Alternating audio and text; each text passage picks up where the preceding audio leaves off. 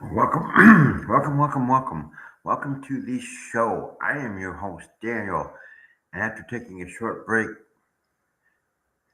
during the Christmas holidays, I'm back and we're ready to go. Today is one of my favorite judges, Judge David Fleischier. So let's get the ball rolling. Share screen.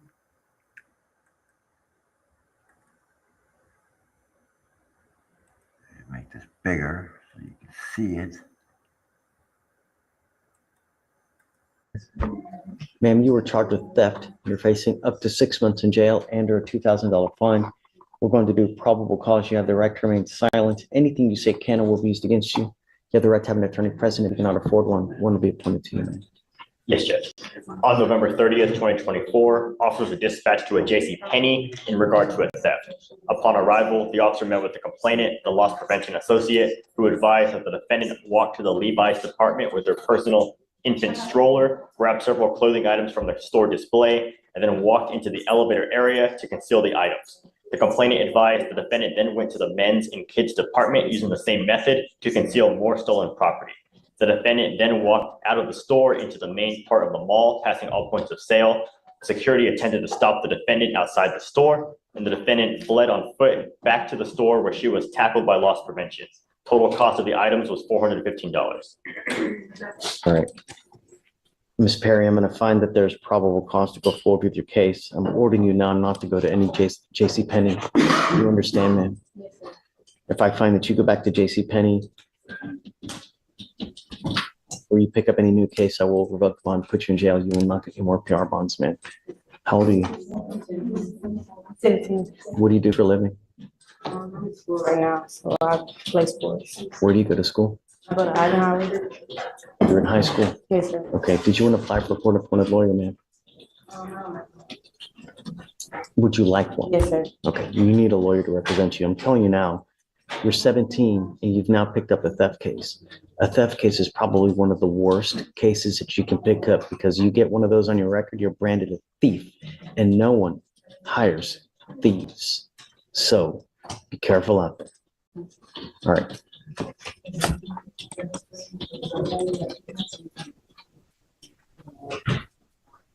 I need you to fill out an application for me. So Steven's going to give you an application. I'm going to have you take your seat in the jury box after you sign your reset.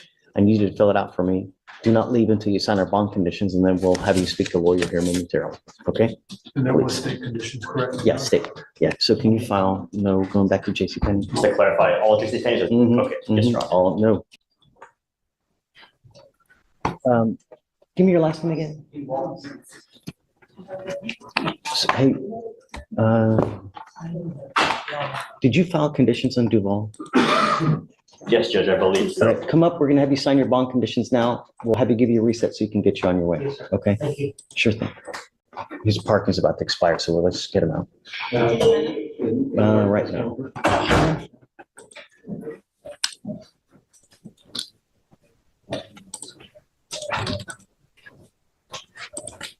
Okay, signed.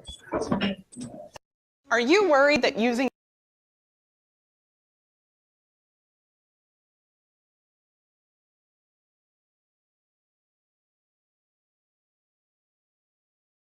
Thank you so much for coming. You're welcome. So tell me what's going on with Miss Perry. Is she acting up? She doesn't act up, but around the wrong crowd, I don't want her to act up. I don't want her to hang with the wrong crowd. I don't want her to go far. Okay. So I just want her to make sure she's going to school and not getting in trouble. We can make every single thing that you want a part of her bond condition so that if you start messing up, I have one place for you. We have schools in the jail and you can graduate from high school in the jail. It's your choice. You want me to send her for a drug test now to see if she's using? No, sir. Because I already know the answer to that. But you know what? Yes, sir. Sure you want me to test her? Because I can. I'm not going to. No, sir. I don't need her to get tested. So you're not to smoke weed. You're not to use anything that has THC in it. I'm going to test you 45 days from today. And I'm telling you, if you test positive, I will put you in jail. Do you understand? Yes, sir. Don't use and stay in school. I can give her a curfew if you want. I can make her stay at home come to home 10 o'clock at night. No, sir, I don't need a curfew or anything. I just want her to make sure she's at school. That's my only condition. Okay, we'll make everything that you want. I can make it a bond condition. But the problem is though, is that if I do this and she's acting up out there, you have to be with me on this. So if I put her in, right? Yes, sir. Because if she knows that she can get away with stuff, when the cat's away, the mice will play, Absolutely. right? Yes, sir. So are we together on this? We are. I have no problems putting you in custody. Start acting up, Ms. Perry. Yes, sir. The last thing that you need is a theft conviction. And the other thing that you are desperately need in this life is a high school diploma. As a young Black woman in this life, it is so very difficult. You should never, ever have to rely on a man. You need knowledge. Knowledge is power. And I'm telling you now, if you get out there in life and you don't have an education and you don't have anything to do in this life, you're never going to make money. You're always going to be dependent on someone else. And it really sucks because the divorce rate in this country is extremely high because with life, you get older, you get bigger, you get fatter, we lose hair. Life doesn't get easier. It gets more difficult. And if you don't have some kind of education, good job, and you got to rely on some other man, forget about it. Be your own woman. Be strong and have an education. Because otherwise, life's going to suck. Life sucks without money. Do you understand? No more dope, and I will test you 45 days from today. Okay, Mom. We'll make all those a bond condition. We'll see. Come on. Actually, come on. I strongly encourage the court's cheerleader-like attitude and requiring my How client do to we get you to be participate. great in school? That's your number one focus now in life should be in education and doing as best as you can, because this is a step ladder to the future. You can either go up in life or you can go down in life. And right now you are headed down into the swamp. It's not going well. You have to change. Otherwise, you're going to just keep continuing to go down. I've got thousands of people in there that can show you how bad it is. And the older you get, without that education, life sucks. I'm telling you. What kind of grades do you make now?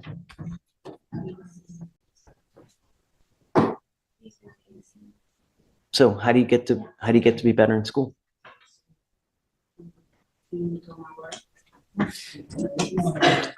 You know, really, it's not hard to maintain a 3.0 at B average. It's not. All you have to do is show up, just do a little bit of studying, and you can do it. All I want you to do is study and be the best you can. Yes, sir. Well, what do you think? I want her to be the best she can too. And I want her Is a to be- 3.0 unreasonable? It's not unreasonable. I just don't want to, and I'm being honest, I don't want to set her up for failure. I want her to succeed in everything she does. But I do know what's going on in the school, and I don't want her to not make your requirements. I want you to do well. I'm going to keep it because I want you to do as best as you can. And I want to use that as like a fire to light it, to make sure that you do what you're supposed to do and that you start studying in school. You should look at all the lawyers over here. It truly is amazing, some of the people that we have over here. They're so smart. They're so crafty with their arguments. Knowledge is power. When you know things, you're just better all around, you know? You only get it one way. 2.5 2.5 what? GPA, It's better than 3, Judge. I've got 0.5. two issues. Should she not be able to make whatever requirements the court set and her bond would potentially be revoked, I would probably have to appeal the bond condition because The only thing I'm going to really get upset with is if you stop going to school and if you stop going to classes, because then I'm just going to go nuts. I'm telling you now, I will go nuts. The other thing is that if you smoke weed, I don't want you to smoke weed. I don't want you to use anything in it. I'm now giving you enough time so that it clears out of your system. Because I'm telling you, if you come back here and you test positive again, it's not going to go well. And I don't care if she's kicking and she's screaming and she's crying and you're doing the same thing. If you continue to smoke, it will not go well for you. Do you understand? My only concern are two in reality. Yes, Number Judge. one, that she stays in school to get her diploma. Number two, she's not using. Understood. And also, don't pick up a new case. I'm not asking for much. I'm asking you to be the best person you can be. Something like you said. The judge and I use different language. He says don't smoke. What he means is no THC, no CBD in any variety, gummies, vape.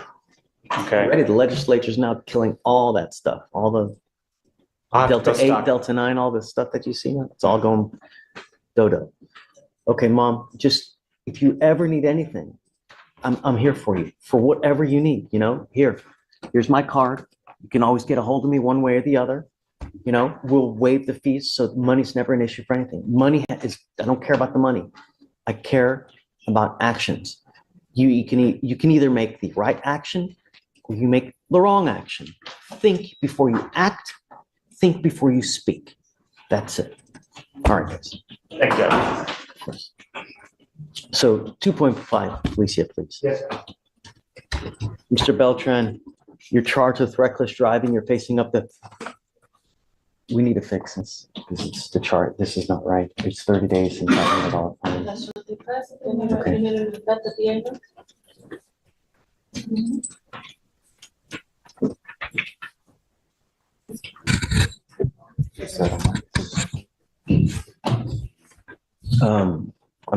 I need you guys to initial this because this is wrong here. The range of punishment is 30 days in jail and or a $500 fine. Yes, sir. Mr. Beltran, I want you to understand that this reckless driving is going on your record.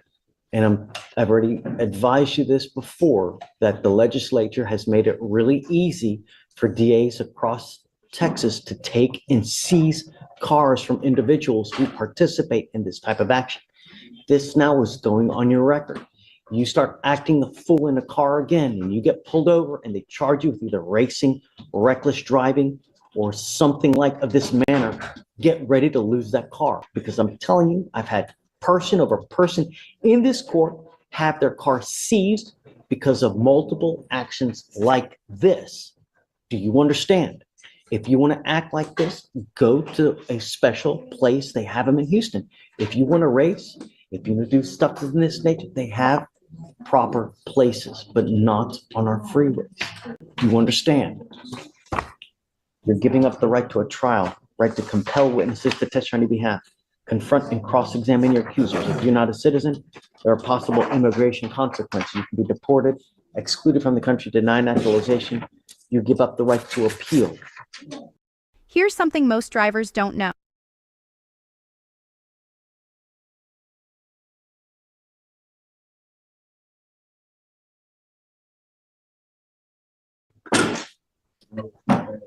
My license suspended still.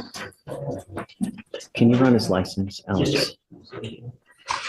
I'm not going to suspend your license, but I don't know if it's already suspended. If it is, don't drive, because driving on a suspended license is a Class B misdemeanor, just like a DWI, just like any other, Class B, and can land you in jail 6 months. It's eligible. There's no. They're showing that it's eligible. I can get my driver's license. Don't drive until you get your license and car insurance.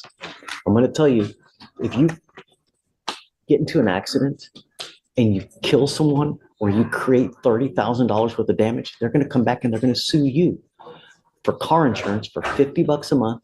You pay an insurance company to represent you in the event that you get into an accident. They have lawyers that will represent you. That's why you pay for insurance. I have someone who wrote me recently say, hey man, I need help. I have this company that's coming after me for $50,000 and I don't have money to hire a lawyer. Because that's what happens. You get into an accident, you break someone's property, they're gonna come after you. You have to hire a lawyer. You understand? Get car insurance. How do you plead to this offense? Guilty or not guilty? I will find you guilty. I'm going to sentence you to the agreement. It's 3 days in jail. I will give you credit for the 1 day that you've done.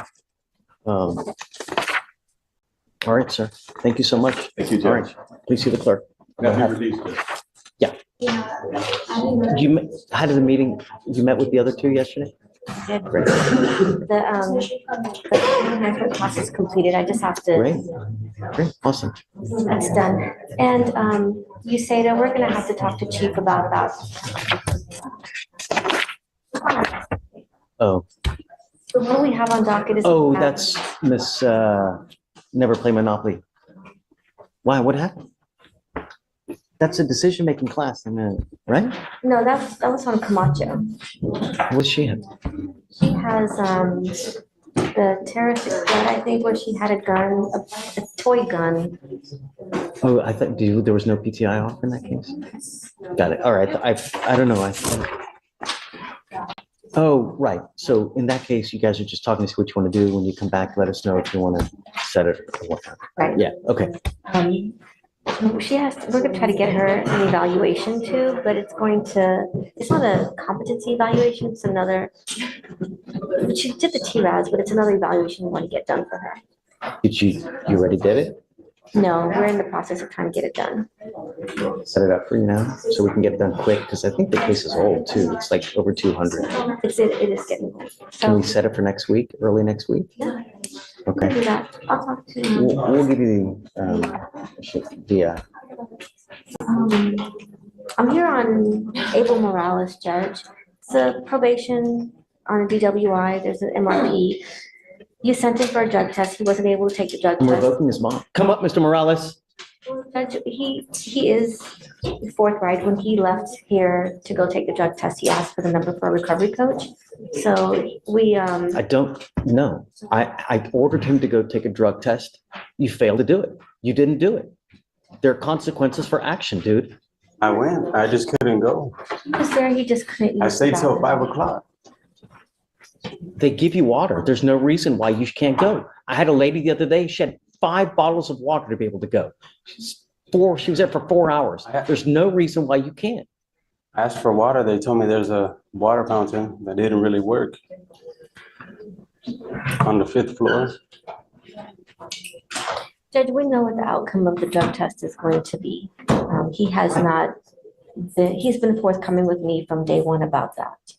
And he does have a probation in writ court pending as well. And I He's think still using Kavita. It's unacceptable. And I can't just let him go because he's just going to continue to use. He's going to continue to do what he wants to do. And it doesn't work like that.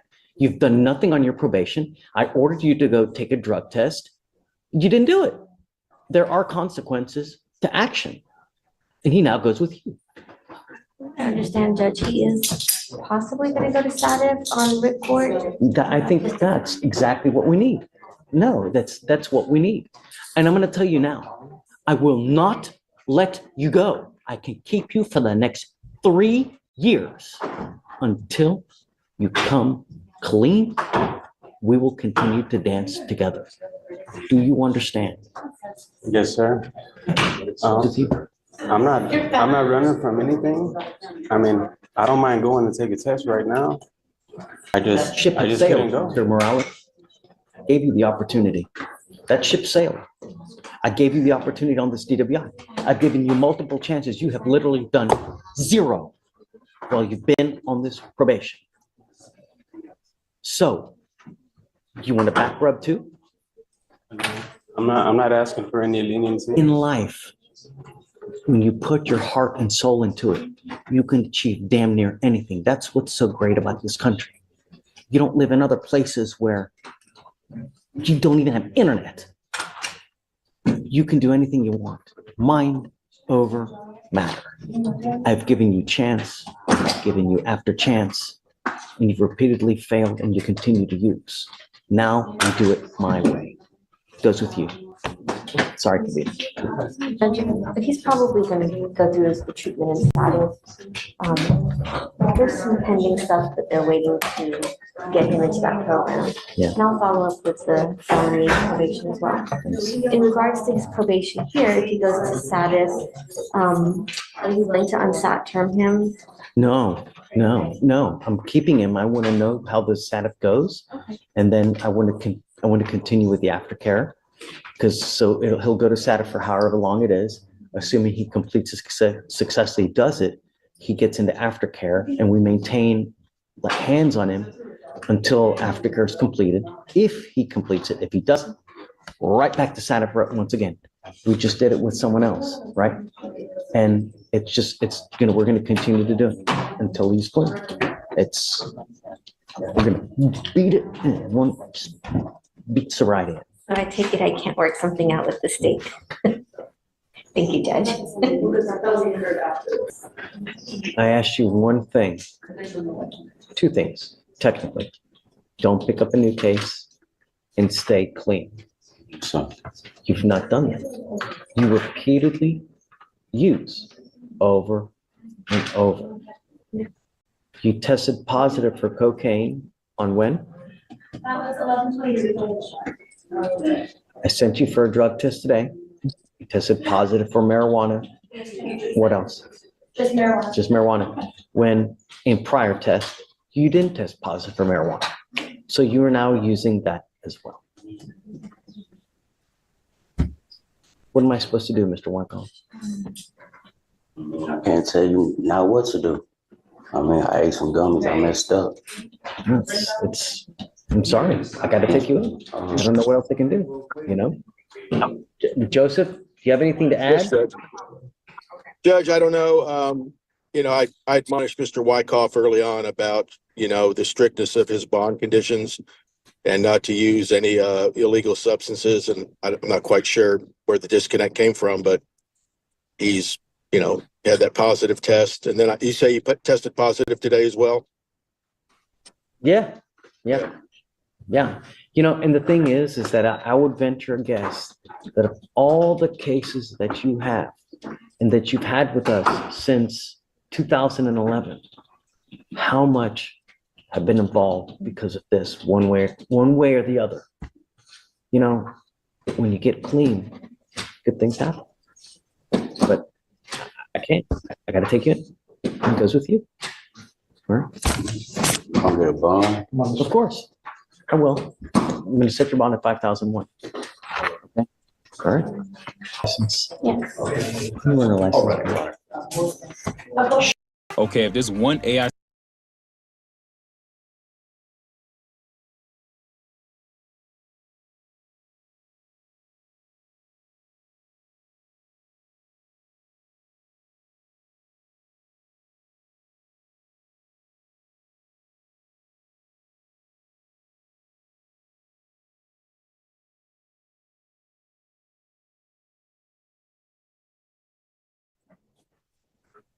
Do you have liability insurance in your name?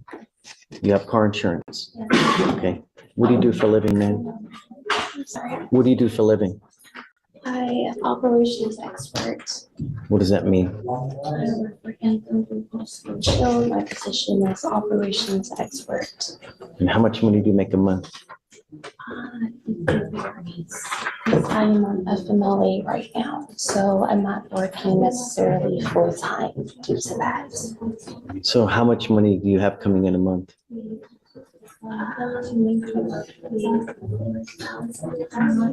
Okay, we're going to reset your case to give you time to hire a lawyer.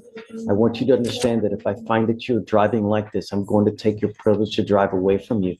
You're going to sign an order today promising us that you're not going to drive recklessly, no racing, driving in this manner. If I find that you do, I'll tell you, living in a city as big as Houston without the ability to drive really blows. Just don't. All we want our streets to be safe. Do you understand me? Okay. I'm going to have you sign a reset with Ramona. After that, we'll just have you take a seat. When we get your bond conditions, we'll have you sign it, and then you'll be on your way, man. Question, Judge. If I'm not able to hire an attorney,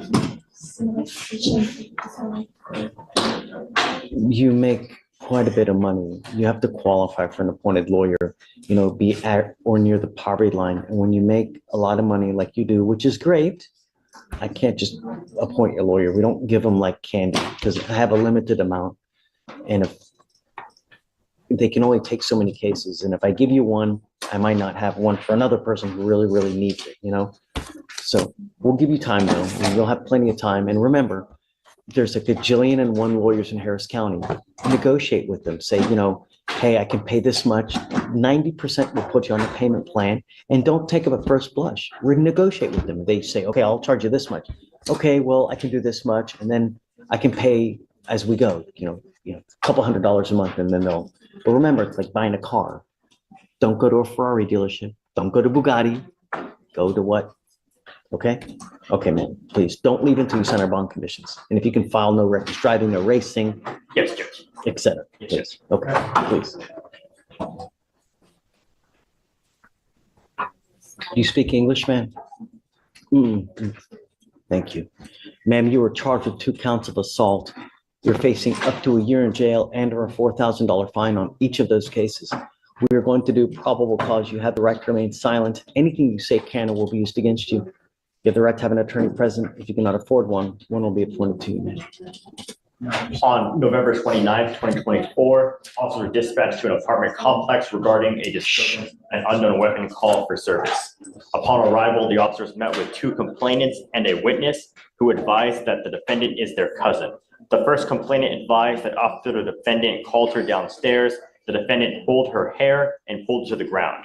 The defendant then assaulted the first complainant with a closed fist multiple times on the left and right side of her head, causing pain. The second complainant advised that after she saw the defendant kicking the first complainant's head, she attempted to stop the defendant. However, the second complainant was hit from behind by a second defendant with a closed fist on the left side of her face, and then proceeded to get assaulted by both the defendant and a second defendant, causing her to feel pain. The witness stated he was hit by the second defendant when he observed both complainants getting assaulted and attempted to separate the parties from fighting. The witness advised he saw the first defendant hitting both complainants with a closed fist and kicking them in the head and on the body. The defendant admitted to assaulting the complainants, and the officer observed visible swelling and markings on the complainants' faces. Is there a co-defendant? I couldn't see anything connected, Judge. when I No, Your looked Honor, there's no yesterday. connected cases, Your Yeah, Honor. so I spoke to one of the complainants yesterday because the other one only speaks Spanish, so I can only speak to one of them. And she told me that for some reason, the police only filed charges on this defendant because she admitted to it.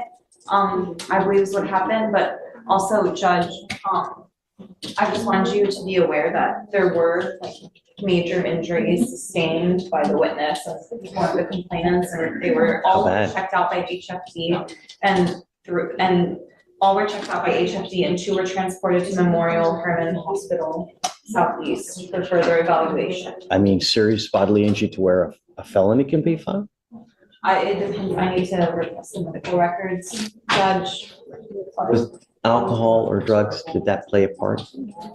Not from what I'm aware of, Judge. It just seems like the defendant came to their father's home, which is where the complainants were, and then demanded that one of the complainants come outside, and then she started beating on her. Is there a familial relationship? Because it's charged as just an assault. Was it a family member?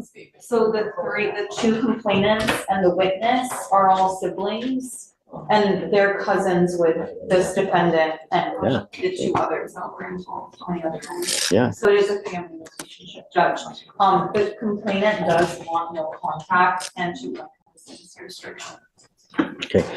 Ms. Moreno, I'm going to find that there's probable cause to go forward with the case. I'm ordering you now as a condition of your bond not to have contact with any of the complaining witnesses in this case. Do you understand? I'm ordering you not to go back to this location, and I'm ordering you not to be in possession of weapons. How old are you, ma'am? You are 17 years old. Are you a United States citizen? I'm ordering you not to consume alcohol, illegal drugs, or unprescribed controlled medication. I'm going to randomly test you. If I find that you're using, I'm telling you now, I'm going to put you in jail. If you don't have anyone to pony up 5,000 to 10,000, you're going to be stuck in jail. I don't want to have to do that, but I want you to understand that I'm going to protect my public at all costs. Do you understand?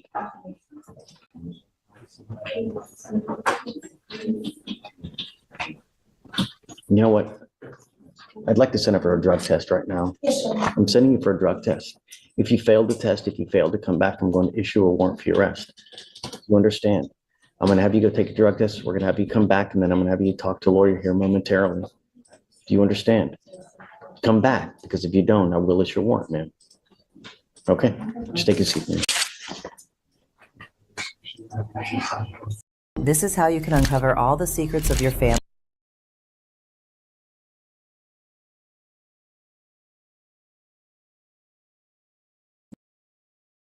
Good morning, Mr. Johnson. Sir, you're charged with criminal mischief. You're facing up to a year in jail and or a $4,000 fine.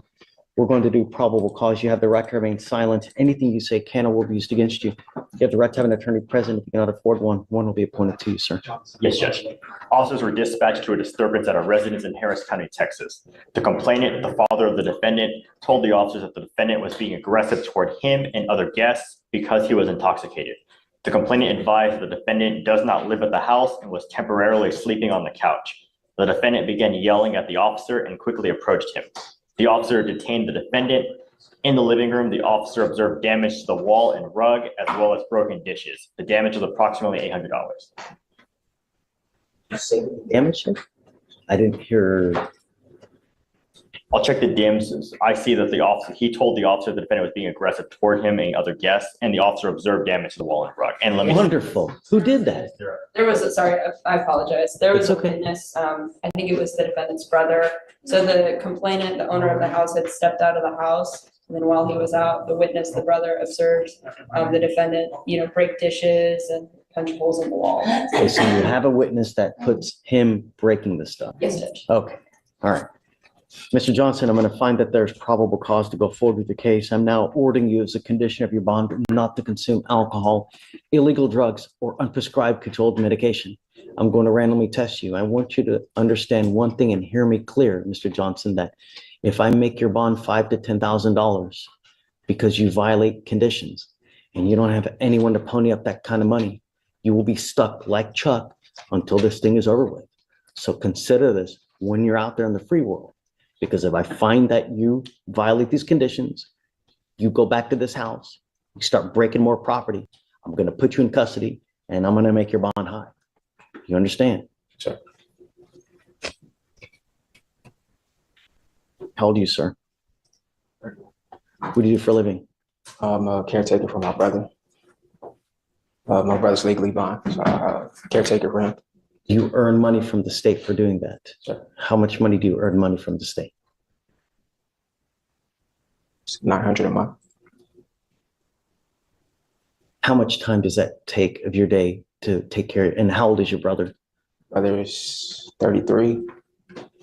Takes about 4 hours, 5 hours a day. A week? A day. 5 hours a day. Yes, sir. Did you want to apply for a court-appointed lawyer, sir? Okay. I'm absolutely serious when I mean no drugs, no alcohol. I'm telling you now, I'm going to test you like crazy. And if I find that you're using, especially while you're getting paid by the state, if I find that you're using, it's not going to go well for you. Do you understand?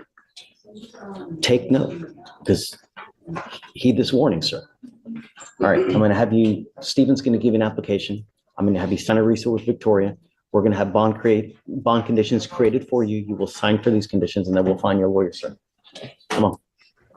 Oh, wait. Sorry. You're not to have any contact with the complaining witness in this case. You're not to go back to this house. Do you understand? Sure. You're not to be in possession of any weapons as well.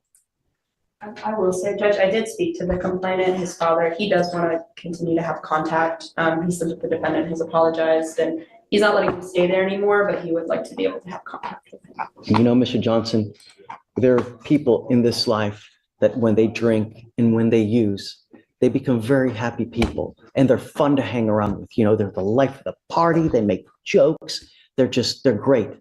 And then there are those that when they consume, they develop horns. They are not nice. They start to be aggressive. They beat everybody up.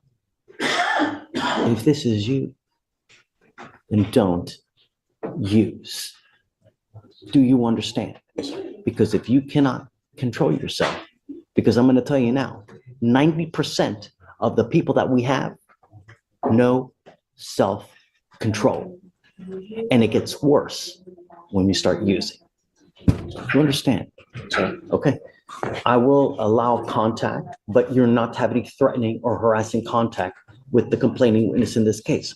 What is threatening or harassing doesn't matter what you think. I could give a rat's ass what you think. It's how they perceive. So if I go like this, it could be very well threatening or harassing. So if you go back home and we find that you start acting like this, I'm going to put you in custody. You understand? Say something. Sure. I don't want to talk about the case.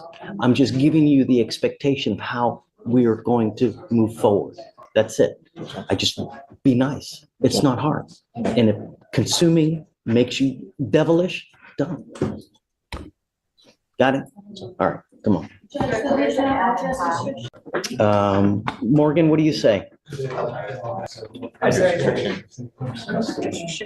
What say you as far as I don't think that would be necessary, Judge. He said that he can still visit the house, he just can't stay there anymore. You know what I am going to do? Come over here. I'm entering this protective order. This protective order identifies Mr. Madden as a protected individual. You cannot commit family violence or an assault against this person. Commit an act in furtherance of an offense under section 42.072 of the Texas Penal Code, which is the stalking statute. You cannot threaten, harass, use another person to communicate a threat or harassing behavior. You cannot be in possession of a weapon. This usually comes with a residential restriction, so you cannot go back to the house. I will take that off so that you can go back. But I'm telling you, you now have a protective order in this case. So if you threaten, if you harass, they now can file a new case on you, a violation of protective order. And if you get one of those, I'm telling you, things will go sideways extremely quick. You understand? Okay. Okay, Joe. Judge, I've got Jared Matthew Romero. He's on a DWI PTI. He's completed just about everything on there except for the restitution, and that's why PTI is asking for a 6-month extension. Romero, come up. He had $3,846.35 in restitution. He asked $2,200 of it. He's in the paid or well, he saved it because they want it all in one payment. So he has $2,200 saved. So he only how do needs. you know? I'm sorry? How do you know? That's what PTI reported on their email, Judge. That's what they're telling me. I haven't seen it. Okay. I think it was, you might have been CC'd on it, but if not, I can forward it to you. But I sent it to Victoria. You want to go to jail. You're begging for it. I'm telling you, you're begging for it. You're not in compliance. And when people don't comply, we have one, I mean, you just saw what happened. Judge, he was in an accident, so he was out of work for a while. He's also in the Marine Corps Reserves. So that's where he's drawing payment or pension or whatever. But I mean, he's trying. He's only $1,600 away. I mean, they were asking for 4,000. He asked 4,000 just to cough up right away. I get it, Joe, and I'm with you. But what I would like to see is a faithful monthly or bi-weekly payment into some kind of registry so that we know he's serious about completing it. I'm just not going to reset it for 6 months and for hopes and prayers and gumdrops and dreams that he gets it done. We've tried that. We've given him an entire year, right? Or at least, I mean, it's 587 days. I'm not doing that. Now I have to micromanage, right? Because you're not able to do it on your own. So let's figure out, you tell me what is a good amount bi-weekly that he can put into some kind of registry so we know he's serious. And Joe, I'm not asking for hundreds and thousands, right? But something reasonable so that we know he's serious. The next time you fail me, it's not going to go well for you. Do you understand? I don't know how else to put it to you, but I'm going to tell you now, a DWI conviction is completely going to hose you for just damn near anything. I have people that come here that tell me they can't get an apartment because they get a DWI. They can't go to Canada because they have a DWI. They can't get a loan for a house because they have a DWI. They want to go to Cash Pawn America to get speedy cash, denied. So it really does affect you, not to mention how much your insurance is going to skyrocket. It's stupid silly how bad a conviction will hose you. So I guess just let me know what you think, you know? Because he's done everything else, the classes and everything else, this is the only hangup is the money. So I just want to, let's find what's reasonable, Joe, and I'm down. I'm going to give you the time. Right, it's not a question. But I want a good faith effort on his part that he's actually paying, not just a hope for it and set off 6 months. So you let me know, and I'm happy to do it. Yes, sir. Yeah, please. All right. Hey, Your Honor.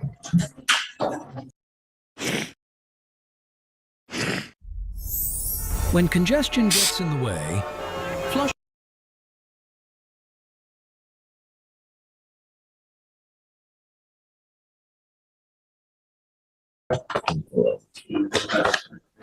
Gentlemen, I'm bringing all of you here now because I don't want to repeat myself 15 times. All of you stand charged with driving while intoxicated. All of you are facing up to 6 months in jail and or a $2,000 fine. We're going to do probable cause on each of your cases. Each of you have the right to remain silent, the right to have an attorney present. If you cannot afford one, one will be appointed to you. Let's start with Mr. Acosta. The officer initiated a traffic stop after observing the defendant drive without headlights at 8 p.m. Upon contact, the officer observed red glassy eyes and an odor of an alcoholic beverage. The officer called the Spanish speaker to assist, and in plain view on the passenger front seat, the officer observed an open and an empty bottle of alcohol. The defendant Drinking while driving, is that what you're saying? There was an open container, Your Honor. And the officer conducted standard field sobriety test. The HGN was unable to be completed due to the defendant's failure to follow instructions. The officer then transported the defendant to JPC, where DICs were read. The defendant consented to breath, with the results being 0.132 and 0.140. What did you say the stop was for? For driving without headlights at night. Mr. Acosta, I'm going to find that there's probable cause to go forward with your case. All right, let's go with Mr. Mason. Yes, Your Honor. On November 29, 2024, the officer was flagged down by a witness at Tomball Parkway.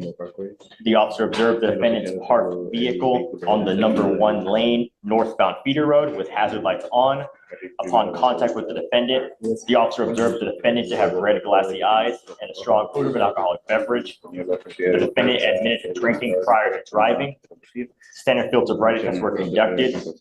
HGN 6 out of 6, walk and turn 1 out of 8, and one leg stand 0 out of 4. The DIC was read and defendant consented to breath. The results were 0.093 and 0.089. So he was by himself? He was by himself, Your Honor. He was just stuck on, park. His vehicle was parked in northbound feeder road with hazard lights on. Got it. Okay, I see it. All right, Mr. Mays, I'm going to find that there's probable cause to go forward with your case as well. Lastly, Mr. Ulloa. Yes, Judge. On December 1st, 2024, officer conducted a traffic stop on the defendant's vehicle after observing it run a red light at an intersection. And upon contact, the defendant was observed to have a strong odor of an alcoholic beverage, red glassy eyes, slurred speech, and was stumbling. The defendant stated he was coming from a bar and admitted to drinking prior to driving. Standard field sobriety tests were conducted. HGN 6 out of 6, walk and turn 3 out of 8, one leg stand 3 out of 4. The DIC was read, but the defendant refused, and a search warrant was signed and executed. Have you checked on all three to see whether they have other DWIs? Prior DWIs? Acosta has no priors, Mesa has no priors, and Ulloa also no prior DWIs.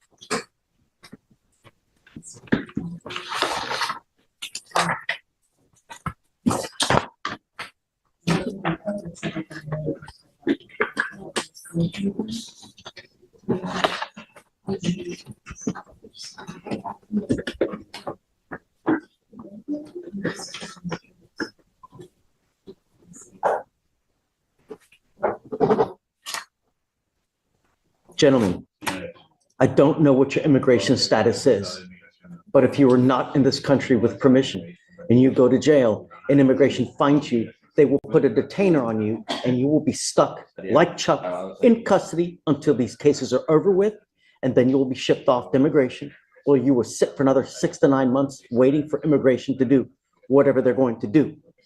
If you do not have a Texas driver license, you are not allowed to drive. Do you understand? Yeah. Are you this United States citizen? Are you in this country with or without permission, sir?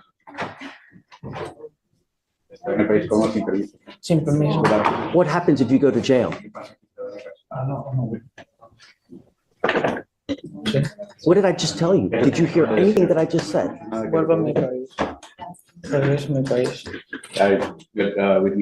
And how long will you sit in custody for that to happen? 9 months. Likewise, are you in this country with or without permission, sir? Without permission. You understand everything that we said? You as well. Are you here? Are you a United States citizen? No, with permission. What type of permission do you have? At work. I don't know whether you're lying to me or not. And Mr. Ulloa, it really doesn't matter. But I'm trying to warn you of the consequences of what happens if you go to jail. It really makes no difference to me whether you're this, whether that, I don't care. All I know, gentlemen, I want my streets safe. And if you don't have a Texas driver license, you're not allowed to drive.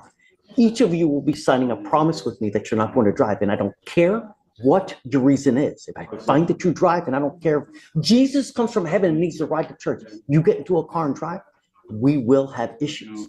Do you understand? Do you understand? Yes, sir. Do you understand? Yes, sir. Do you understand? Likewise, I'm ordering you not to consume alcohol or illegal drugs. I'm going to randomly test you. If I find that you're consuming alcohol or any illegal drugs, likewise, you will go to jail. No more PR bonds for you. Do you have a Texas driver license? No, I haven't gotten it. What's funny? No, que siento culpa porque pude haber evitado muchas cosas. No, I just feel guilty. I could have avoided many Stop. things. I don't want you to say anything. You're in enough trouble as it is right now. Don't make things worse for you. The only 3 things I'm asking for you: don't drink, don't use illegal drugs, don't drive, and stay out of trouble. As long as you can do that, gentlemen, you and I will be fine. If I find that you're a danger to my public, I will put you over my knee, treat you like a child, and spank you like a child, but I will do it with a ton of jail time. Do you understand? Yes, sir. Okay. All right. We're going to reset each of your cases to give you time to hire a lawyer.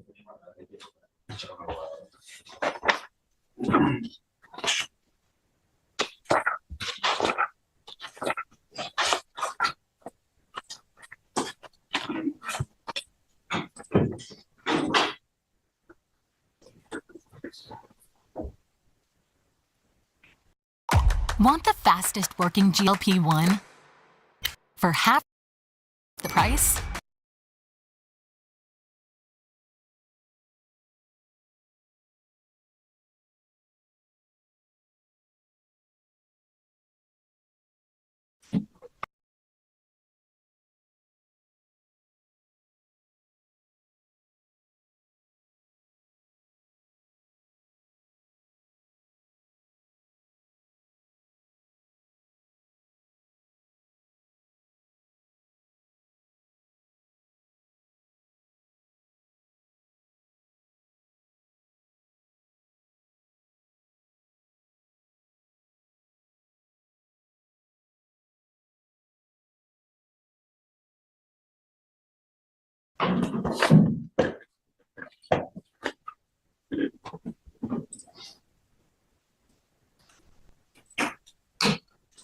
So what's going to happen now, gentlemen?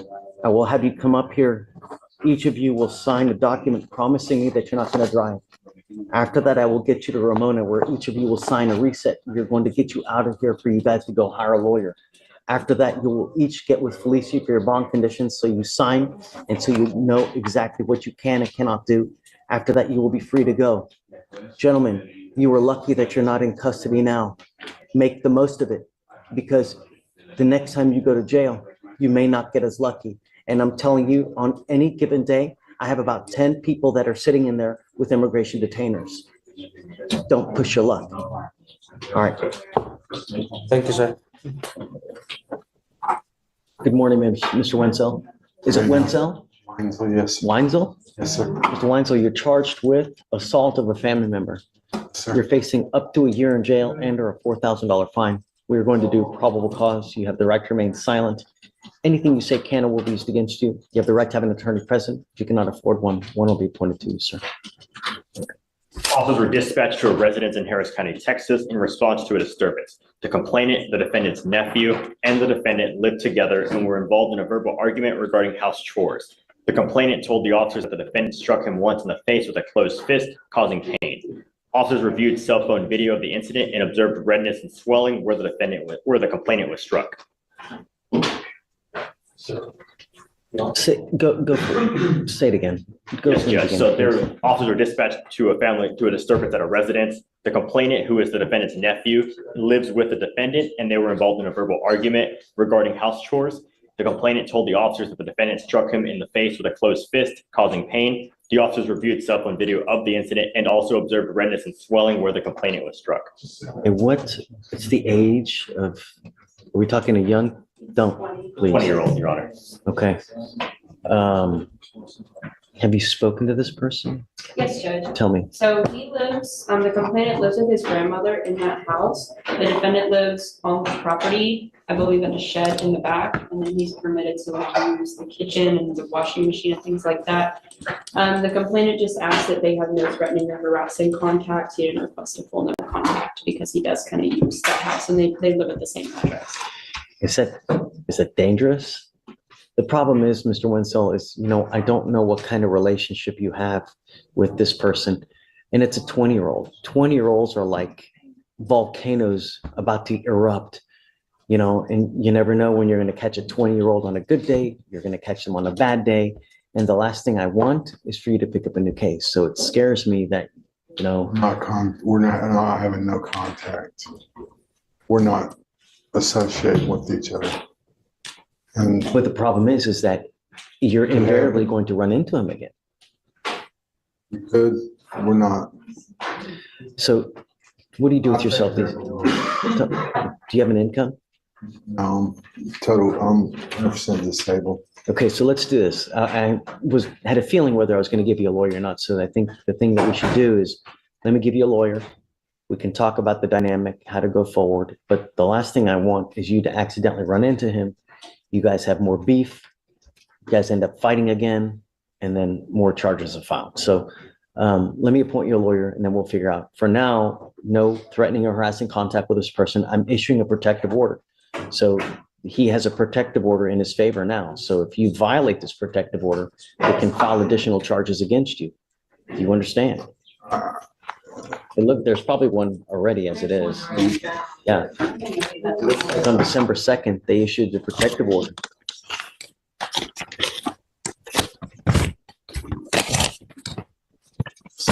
Second. It looks like they took off the residency restriction Yeah. and then the folder. Yeah, but understand, everything else in that protective order applies. So it's no threatening, harassing, Remember, it doesn't matter what you think, it's how they perceive.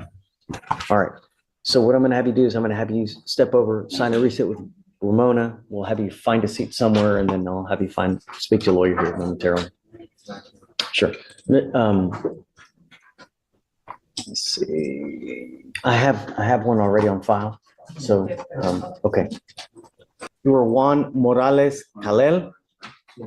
Sir, you're charged with driving while intoxicated. It's elevated to a Class A misdemeanor because of the high blow. So you are facing a year in jail and or a $4,000 fine. We are going to do probable cause. You have the right to remain silent. Anything you say can or will be used against you. You have the right to have an attorney present. If you cannot afford one, one will be appointed to you, sir. Yes, morning. On December 1st, 2024, at approximately 12:11 a.m., the officer conducted a traffic stop on the defendant's vehicle after observing it failed to maintain a single lane as it drove from the second to the fourth lane without using a turn signal, nearly striking the officer's marked vehicle. The vehicle continued to drive outside of the marked lane as it drove north on Hillcroft Avenue, and upon contact with the defendant, who was in the driver's seat of the vehicle, the officer detected an odor of an alcoholic beverage, glossy eyes, and slurred speech. The defendant admitted to drinking prior to driving, and standard field sobriety tests were attempted. However, officers were unable to observe HGN because the defendant was unable to follow instructions. Walk and turn, 5 out of 8 clues were found, and one leg stand, 3 out of 4 clues were found. The DIC was read, and the defendant consented to breath. The results were 0.191, 0.188. Okay. Any prior DPIs? No, Your Honor. Have you run it? There's no driver's license on the record. It's got to run something. If you can run an NCIC, an FBI number, just let's make sure he doesn't have any prior DWIs. Just because it says a DWI first doesn't mean anything. Yes, sir, we run that, and there's no prior, there's no driver's license. Mr. Morales, I'm going to find that there's probable cause to go forward with your case. I'm ordering you as a condition of your bond not to consume alcohol, illegal drugs, or unprescribed controlled medication. Are you a United States citizen? No. Are you in this country with or without permission? Without permission. What happens if you go to jail, Ms. Morales? I don't have any idea. I don't know. Are you in this country with or without permission? I'm without permission. So what happens if you go to jail? I want you to think about this.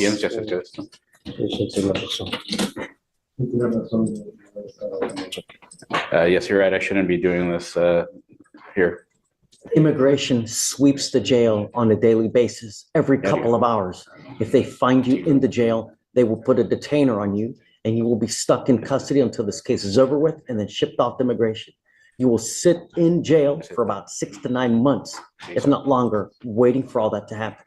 If you do not want that to happen, then don't violate my laws, don't endanger my public, and follow my conditions. The first condition is you're not to drive. You don't have a Texas driver license, so you're not allowed to drive, and I'm making that a condition of your bond. You will be signing a promise with me today indicating that you're not going to drive, and I don't care what your deal is. I don't care what your excuse is. You cannot justify getting into a car for any reason. If you do, you will go to jail, and I can have a contempt hearing and hold you with another 180 days and a $500 fine every time you drive. Likewise, no dope, no illegal drugs, no alcohol. You will be randomly tested. You test positive for drugs or alcohol, likewise, you will go to jail.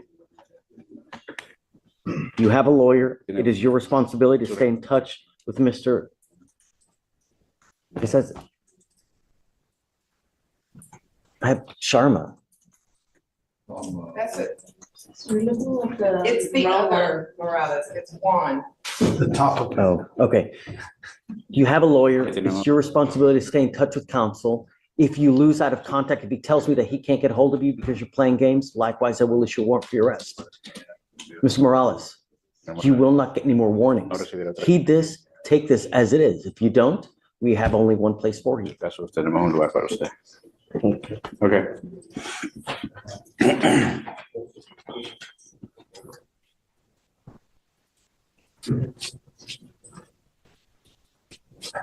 All right, we'll have you come up here, swear to us that you're not going to drive. We'll get you to Ramona to sign a reset. You will get with Felicia for your bond conditions, and after that, you're free to go. Thank you. Here's something most drivers don't know.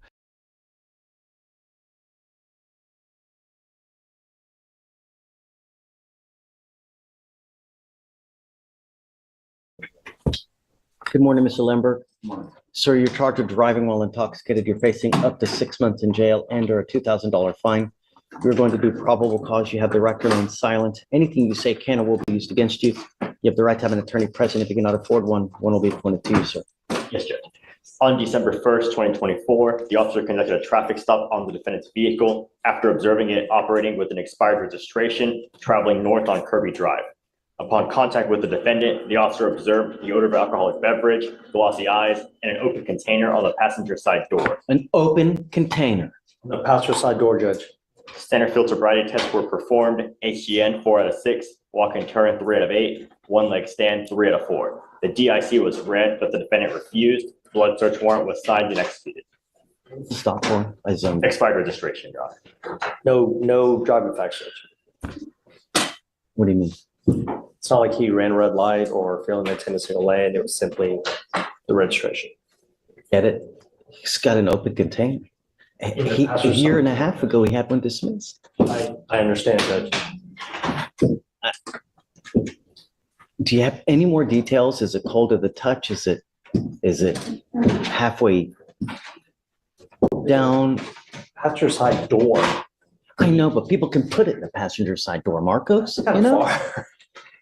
No, Your Honor, the only details we have are in the passenger side door. You don't have any more information? I mean. About the container, Your Honor. And we don't have the offense report yet, Judge. Correct. We just want, that the DIMS don't clarify whether it was cold to the touch or warm to the touch. How long? Because if I find that it's an open container, I'm taking away his privilege to drive. And I'd like to know because. What is it? Okay, yeah. Yeah, absolutely. Mr. Lemberg, I'm gonna find that there's probable cause to go forward with your case. I'm ordering you now as a condition of your bond not to consume alcohol, illegal drugs, or unprescribed controlled medication. I'm also now putting a prohibition on your license. You're not allowed to drive any vehicle that doesn't have an ignition interlock on it. If I catch you driving without an interlock, I'm going to put you in jail. Do you understand? Understood. You will not get any more PR bonds. If I find that you have an open container of alcohol in the car while you're driving, I'm going to take your privilege to drive away from you. You're not allowed to drive for any reason. I don't care. Do you understand? Understood. Likewise, if I find that you drive, you will go to jail, and I can have a contempt hearing because I'm going to have you sign an affidavit with me today, promising me you're not going to drive. I don't care if there's a burning building and 15 kittens that need to be saved. You drive, I can have a contempt hearing. You can be facing up to 6 months in jail and or a $500 fine every time you drive. Do you understand? Sure. I don't know yet, Marcos. If he's got the open container, it's going to happen. If it doesn't, Judge, then again, I'm not. SUV, it's an open container on the passenger side door. And I'd have to look at all the facts of the case, Judge, and talk to my client, but, I've never seen a case where the open container is on the passenger side door. It seems to me. If there was possibly someone else there, I get it. That's exactly. But, a little ingenuity goes a long way, as they say. You know what I mean? I don't know. I mean, perhaps he didn't see the furtive movements. I don't know. It was late at night. What time was this? Your Honor, this took place at midnight, Your Honor. I don't know. Let's see what they say, and then we'll go from there. For now, I'm going to have you come up here, swear to this for now, and then I'll destroy it if they don't say that it's an open container. I'm going to have you sign a receipt with Ramona. We'll get you with Fleischier for bond conditions. You have a lawyer. I will waive your appearance while you have the lawyer, but it is your responsibility to stay in touch with Marcos. If he tells me he can't get a hold of you because you're playing games, then I'm going to revoke your bond. You pick up a new case, you consume alcohol, endanger my public in any way, it's over. Say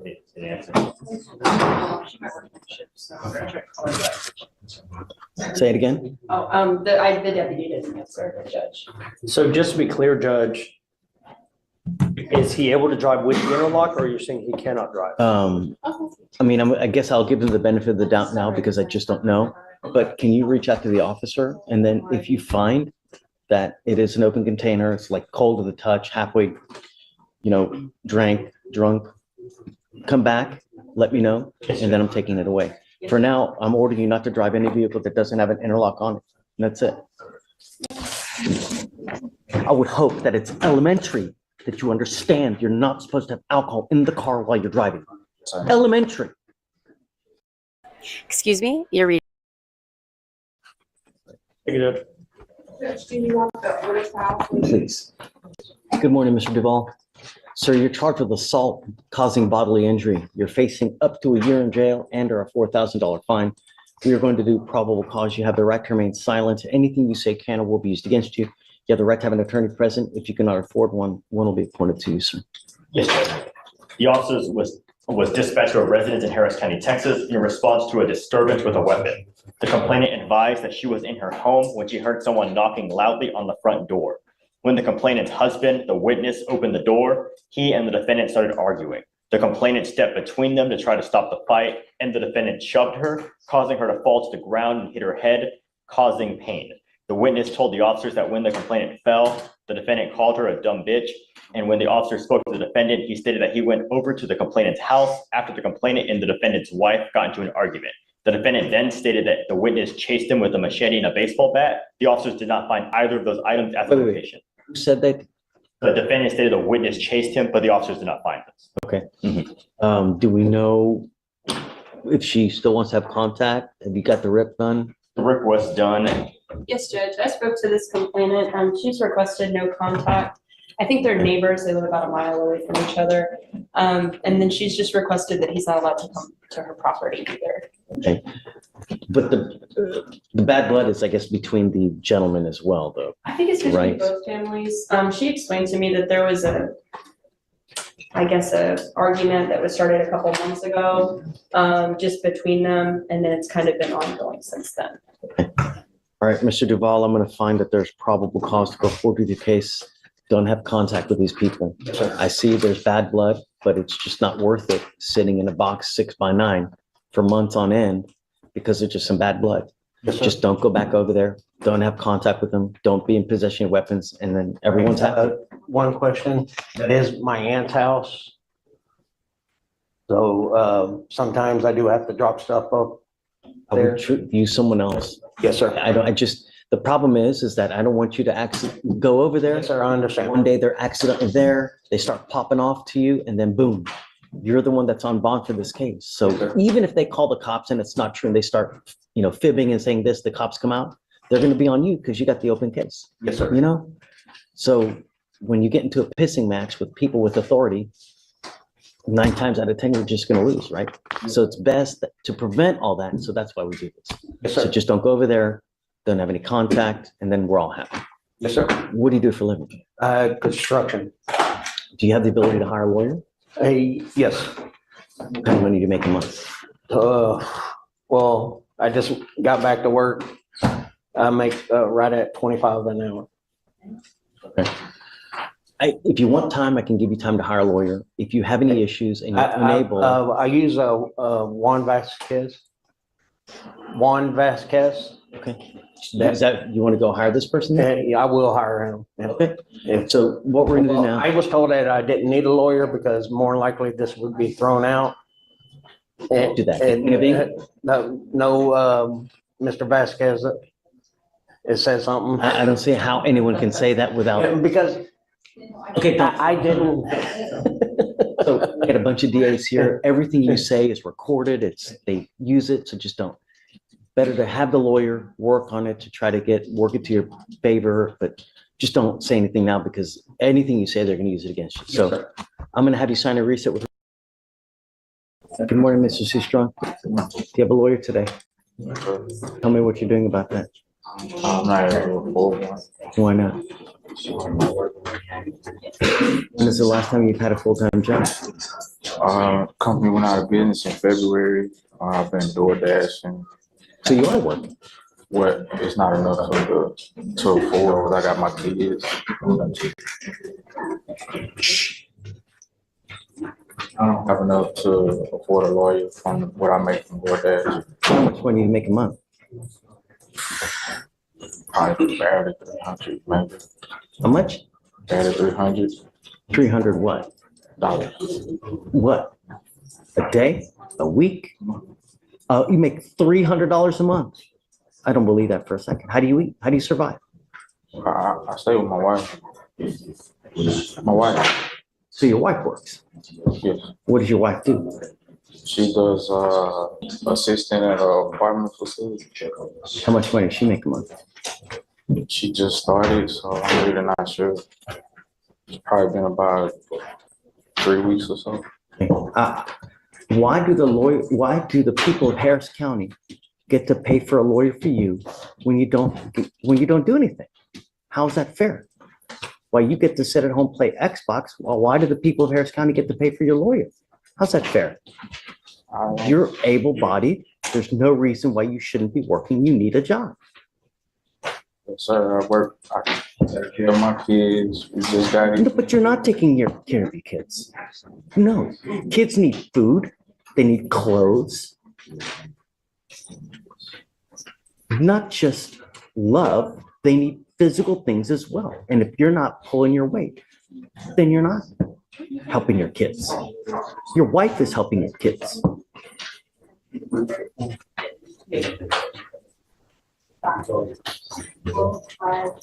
What conditions did we put on Mr. Seastrunk, please? I'm sorry if you don't like what I'm telling you, Mr. Seastrunk, but I'm telling you the truth. How old are you? You're 39 and you make $300 a month. That's silly. And it's a shame. I work for one of our business. Then find something else. Happen. Do you know that there are so many companies out there that are begging for workers that are willing to pay you $15 to $20 an hour for you to work? Amazon, Starbucks. There's so many other places that are begging for workers because they just don't have enough. I'm not gonna, no. I'm making it a condition of your bond now that you get a full-time job. And I'm bringing you back in 2 weeks to see what you have done. But as far as what you get to hang out and do nothing all day, and then I have to pay for your lawyer too? You want a back rub too? No. I will give you an application. I'm going to send it home, and then I'm going to bring you back in 2 weeks, and I want to see what you've done to get a job. If you've done nothing, then life's not going to go well. But it's not fair that we all here, I mean, I might as well just give you my wallet now. That's what we're doing. And Your Honor, I may previously had a bond condition of no driving because the defendant expressed he had no insurance. So you add include that as well, no driving. I hope you are not driving, Mr. Seastrunk. I was able to get insurance from. You are supposed to get court approval first before you drive, and you signed. I got insurance a few days after we left from here. You told me not to drive without getting it. Deputy Anderson, can you get that piece of paper, please? Sorry, guys. Just momentarily. Can you hand that to him? What does that say?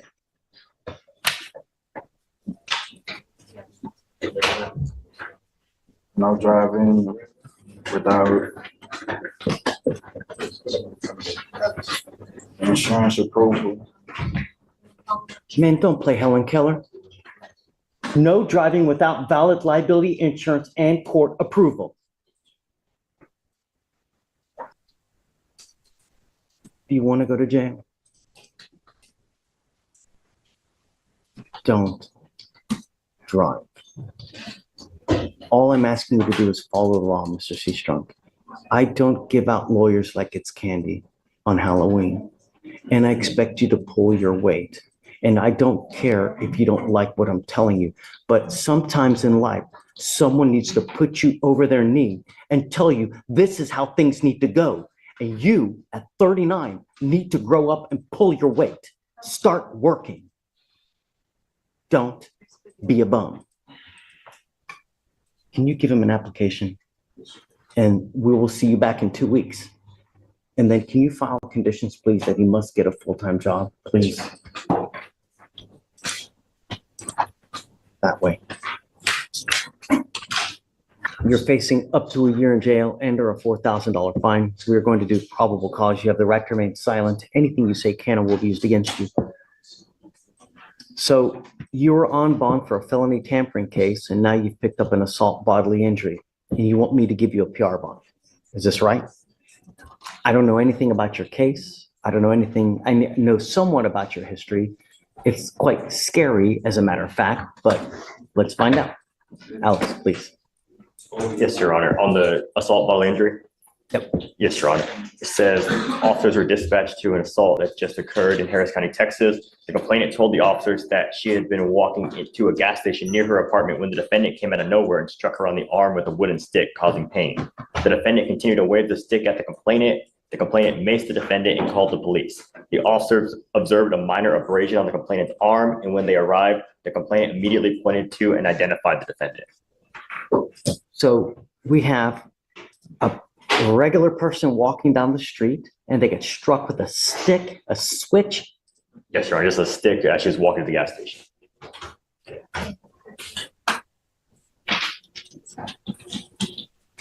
Looks like in 22, you were, in 2020, you get charged with an aggravated assault with a deadly weapon. 22, you pick up another aggravated assault with a deadly weapon. And now you have an aggravated assault of a family member that was dismissed in June, not 3 months ago. And now you've picked up these two cases. Sir, this I had two head injuries. As you can see on my right side, my left side. And I don't remember hitting her with no board. Okay. I need to make sure that the public is safe. And I don't know, Josh. I mean,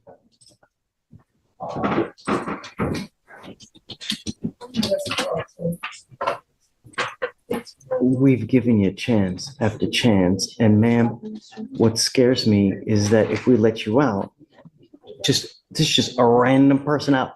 I mean, no one can even walk in the public now. I would do better. I don't know, Josh. I don't know if we maybe be able to do maybe a short recess so that I can maybe get some information for the court. What I'd like to know, is she has she been seen by a doctor? Is she taking any medication? Does she have any medication? And more importantly, if we let her out, what's going to happen to her? Is she going to, I'm going to tell you this now, man. I'm not giving you a PR bond so that you're going to be just walking the streets. If you have a place to go, if you have a loving home to go to, perhaps. But until I know that, and I know that if you're taking any medication or you're supposed to, and that's going to happen, then perhaps. But I'm not letting you out to walk the street. Okay. So find that information and then we can. Okay. Okay. Thanks, Josh.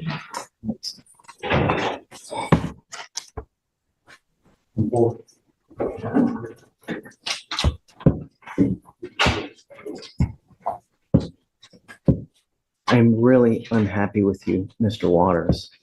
When does it stop? 14 theft cases you have in your background. You're now charged with your 14th theft case. 14. How old are you? You're 21 and you have 13 prior theft cases? I see that, Jillian, I see that a lot of them are like kind of bunched up.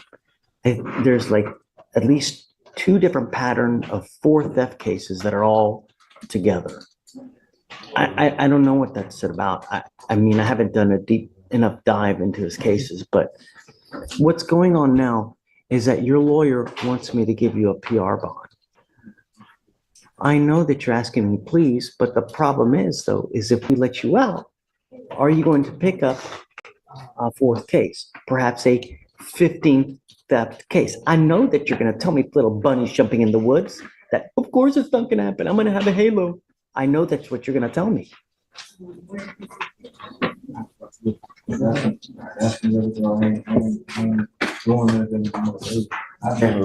Look, I got numbers, I got witnesses. So, Your Honor, what he's trying to say is that he understands that all of these pending cases involve the same gas station, the same officers. And we'll be looking into the contact that's made between him and those officers in all those cases. But he has been out of trouble, with the exception of what happens on this property.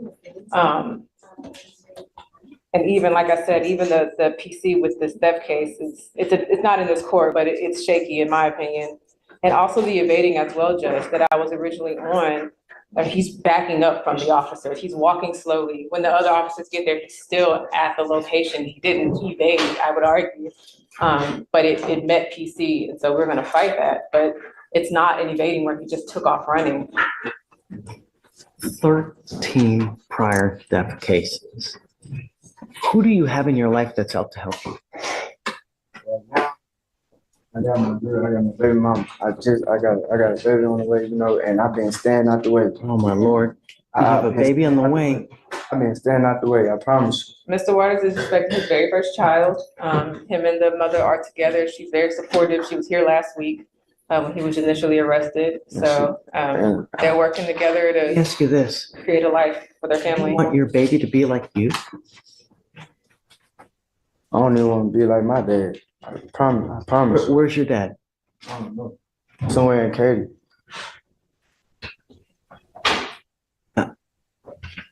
Been on my side, I was 12. I've been home, you know, I understand about them deaths, what I used to do back then, but that's not going All on. these are from 23 and 24.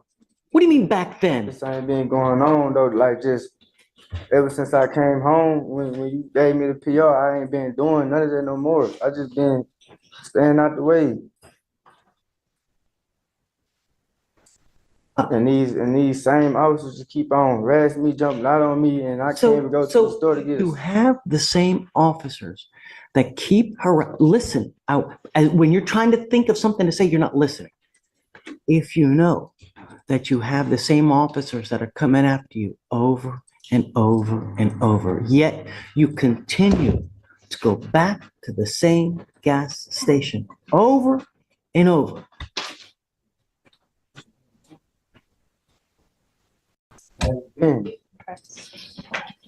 Jillian, Judge, I mean, I'm sure it's probably a condition of his felony, but a condition can definitely be that he has to stay away from the gas station. That seems to be his only, like, the only thing I see that he has done is that he either lives around there or he continues to believe that because they sell him things that he doesn't have any issues, that maybe he is or is not allowed, we don't know, to be there. To his knowledge, he is allowed. But that seems to be the only thing he's done wrong since I represented him. what I'd like to do, number one, is I would like to compile a list of every theft case that he has, every single place that he's picked up a theft case from. Number two, I want to know where he's going to go. I'm not taking your word where you're going. I want to know, and I want to talk to them myself where you're going to go. So I want to know. And just your baby mama, I don't know. I got numbers right Okay, now. we'll get there, but I'm not letting you out to roam the streets. I'm not because- roaming no more. I got somewhere to stay. I'm not roaming. We'll get his address and And have him. I want to know every single theft case here. Where are they from? Why? Okay. And then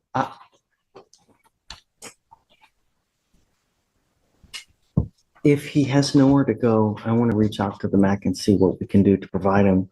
And you need to start working. You have way too much time on your hands, and you are the epitome of self-destructive behavior. You need something to do with your life, Mr. Waters. You need to get a job. So this is what we're going to do.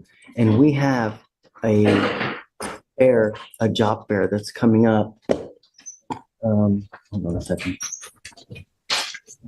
November 9th. Is that the fresh start? Yeah. Can you make him a copy? So what I'm going to do is, I'm not going to let him out now, but first thing I want to know is I want to know where he's going to go when he gets out. Number one. Number two, I want to compile a list of all the theft cases, where they're from. What I'm going to do is I'm going to put a monitor on him. And then number three, he's going to meet me at the fresh start because we're going to get his ass a job, a full-time job. I'm going to be at that fresh start fair, and I expect you to be there because you and me are going to get you a job one way or the other somehow. I'm going to be working that thing, and I'm going to expect you to show up to that thing at 9 in the morning when it starts, if I let you out. I haven't decided yet. That's where we're at. Okay? Thanks. Thank you. I have, it's off docket matter. So I'm gonna do a bond conditions. Do we have to have the client here? Yes. Okay. Yeah. Yeah. Okay. Okay, thanks you, for sure. Thank you. Dan, Yes, sir. I have a plea, Judge, but I don't know if it's ready. I'm ready when you are. What happened? Now? Didn't work out, Judge. So Okay. he's young and I asked for deferred and I will talk for deferred. Okay, come on, let's do it. Yeah. Oh, do you need a translator? No, sir.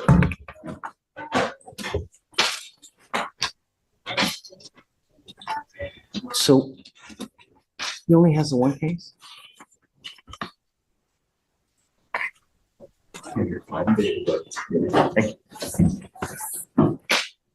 Good morning, Mr. Garza. Mr. Garza, you're charged with unlawful carrying of a weapon. You've worked out an agreement that they're offering you a 1-year deferred adjudication. This is a type of probation that if you complete it successfully, you do not end up with a conviction on your record, but you need to know that you give up almost every right known to man entering into this agreement with me. And if you fail to live up to your side of the agreement, we will issue a warrant for your arrest. I'm gonna put you in jail. I'm gonna bring you back out in orange, like you've seen all the orange people come out here. And we're gonna talk about how much time you're gonna be doing. You need to understand that if you violate this probation, you could be doing upwards of an entire year. Do you understand? Yes, Judge. What you need to do to complete this successfully, you must do a gun safety class, a TRAS to see what other conditions you may need. You must fulfill any conditions that they assess, 10 hours of community service and forfeiture of the weapon. Is this how you understand it? I will make you a deal. If you do well, you do not test positive for anything, you get your classes done quick. I'll take you off in half the time. I took someone else off here 2 hours ago. I cut them loose in half the time because they did great. In fact, it was the same exact case. It was another unlawful carrying of a weapon. So if you do well, we will reward you. You don't need to spend the whole time. But that means you have to be nice to everybody and do what you need to do. Can you get it done? You give up the right to a trial, right to compel witnesses to testify on your behalf, confront and cross-examine your accusers. If you are not a citizen, there are possible immigration consequences. You can be deported, excluded from the country, denied naturalization. You give up the right to appeal. Once you enter into this agreement, you are stuck with me until you violate it or you complete it successfully. Is this what you want to do? How do you plead to the offense, sir? I will not find you guilty. I'll withhold it for an entire year. Like I said, get done quick, take you off. Now. Okay. Sounds good, Judge. Thank you. This is Joe Robert Battaglia. You've seen him for drug tests. I've been appointed to represent him, but I will. Okay. He tested positive THC, which he admitted.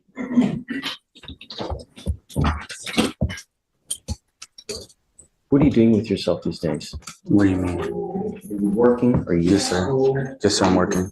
Where do you work? I do DoorDash, I do Lyft, and Right, he had told me that every time. So I'm going to drug test him a lot. Okay. He's been using opiates, and I want to make sure that he's not using any opiates at all. Okay. I'm going to drug test you like crazy within the next week or two. And I want you to understand that you're not to use any illegal substances. Yes, sir. Is there any way to I can get a class or something substance abuse? I can get some help on it. That's what I really want. I don't have anything yet until you accept some kind of plea bargain, like probation or anything like this. I don't have anything now, but there are things that you can do, like Narcotics Anonymous, where you talk to other people. There are other outpatient, and I can have you meet with Shatori so we can figure something out for you. Sir. Don't use mind over matter. Sir. If you get the feeling that you want to use, you have to reach out to someone like at a Narcotics Anonymous or an AA, and they can talk you through it so that you don't use. But I'm telling you, the next time you use, you will stay with me in custody. And you've got 2 cases. So your bonds are going to be at least 10 to 15,000 if I revoke your bonds. Sir. If you don't have anyone to make them, you're going to be sitting in there for a long time. Yes, sir. You understand? Yes, sir. So the magistrate put a GPS device on him. I already have a ankle monitor on, sir. Probably so that he wouldn't go near the complaining witness. That's what I would suspect. All right, I'll take it off. Okay, sir. But if, like I said, if I find that you're becoming a problem, first I'm gonna put you in jail. The next thing I'm gonna put that thing back on you. Yes, sir. Choose no drugs, no alcohol. Yes, sir. Contact with the complaining witness. Yes, sir. Understand? Yes, sir. Okay, so I'm bringing him back next week. Short We're gonna recess, test Judge? again. Yep, very short. Week 2. A week. A week? Yeah. Like next week? Okay, no problem. Okay, good luck, guys. Good luck with your trial. Yes, sir. Carl, did you get anyone else? Okay. Ay, ay, ay. I don't even know. Ay, ay, ay. I don't even know.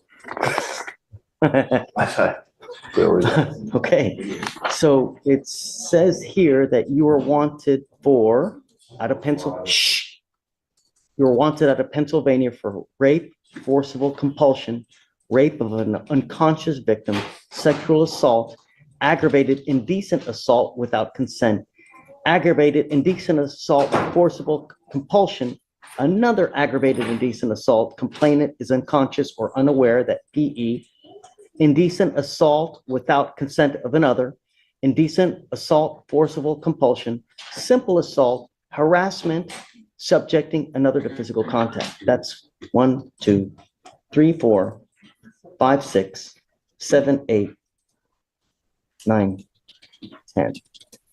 Right? That's true. I didn't do any of that. I promise you that. Look. Hey, I understand. And I. Really, here, we're not interested in it. This is just, you were wanted out of Pennsylvania. And all we're doing here is determining whether you are in fact John Akey. If you are, what we're gonna do is we're gonna wait for Pennsylvania to come get you. We normally give them 2 weeks to come get you from the day that you waive extradition, which is today. Are you waiving formal extradition? Yeah. Okay, so as of today, they have 14 days to come get you, and if they don't come get you by that time, Harris County will release you, okay? All right, good luck. Good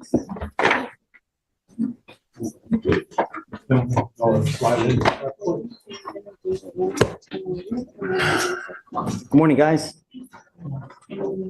Morning. All right, offer please, Your Honor. You got Mr. Cuellar, Mr. Gunthorpe, and Mr. Tucker. Mr. D, if you'll step on this side. Yes, sir. For me, so you got Mr. Gunthorpe and Mr. Tucker. Yes, sir. Mr. Allen as Mr. Cuellar. No, I don't think I have time. Thank you, sir. Yes, sir. No, sir. To the judge. Yes, Your Honor. No, Your Honor. Yes, sir. Gunthorpe is on the record. Is that Ramona? Yes. Are we doing this on the record? Yes, sir, Your Honor. One of my clients has a felony. He's on felony parole. Okay, hold on. Let me just sign this. And then we'll. So tell me when you want to go on the record, Ramona. And is it for Gunthorpe, I'm assuming? Yes, Judge. Okay, so let's do that first and get you out of here. Order of the court, going on the record, hold all conversations. Today is October 7th. It's approximately 10:32 in the morning. And before me, I have, for the defense. John Dixon. State. Alex Macias. Okay. What we have is we have a Hakeem Khalif Gunthorpe, cause number 252-6467. Mr. Gunthorpe, you are charged with theft. Misdemeanor theft, you're facing up to 6 months in jail and or a $2,000 fine. It looks to me that you guys have worked out an agreement, and the reason that we're doing this on the record, Mr. Gunthorpe, is, believe it or not, for your protection, because from what I understand, you're on parole, correct? Yes. Okay, so. No, sir, to the Yes, sir. judge. It's okay. So what happens is when you're on parole, you're supposed to behave yourself. And when you don't, and when you pick up new cases, a multitude of things can happen. They can issue a blue warrant, meaning that you are stuck in custody until you have a hearing, a parole hearing. If a blue warrant has not been issued, then you need to understand that by pleading guilty to this offense now, it can be used to revoke your parole. Now, they may revoke it, they may not revoke it, they may send you to ISF, I don't know. But you need to understand that there are more consequences than the average person, because being on parole, it can affect your parole status. Do you understand? Yes, sir. Yes, sir. Do you still want to go forward? Yes, sir. Okay. You give up a lot of rights, and this applies to all three of you guys. You give up a lot of rights by entering the agreement today. You give up the right to a trial, right to compel witnesses to testify on your behalf, confront and cross-examine your accusers. If you guys are not citizens, there are possible immigration consequences. You can be deported, excluded from the country, denied naturalization under federal law. You give up the right to appeal. So once you plead guilty, you can never undo this. This isn't like Target where you don't like it, you can just return it. Once you plead guilty, it will go on your record. You cannot take it off after that. You guys understand? Yes, sir. Is this what you guys want to do? Yes, sir. Okay, so Mr. Gunthorpe, on your theft case, you have worked out 126 days in Harris County Jail with 42 days credit. Is it enhanced?